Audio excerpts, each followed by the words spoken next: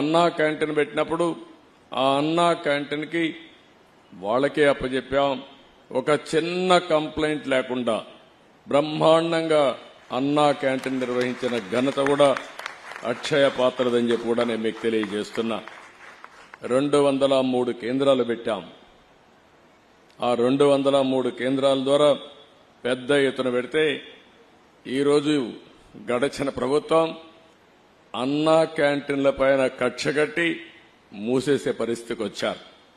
మళ్లీ తొందరలోనే అన్నా క్యాంటీన్లు ప్రారంభిస్తామని చెప్పి మీ అందరికీ హామీ ఇస్తున్నా. దీనికి ఒక స్ఫూర్తి కూడా ఉంది. ఒక పక్క అక్షయ పాత్ర, ఒక పక్క నందమూరి తారక రామారావు గారు కూడా మొట్టమొదటిసారిగా తిరుమల తిరుపతి దేవస్థానంలో అన్నదానం ప్రారంభించారు. ఆ కార్యక్రమానికి శ్రీకారం చుట్టారు. ఈరోజు దాతలకు కొదవలేదు. ఈ దేశంలో నమ్మకమైన వ్యవస్థ ఉండాలి.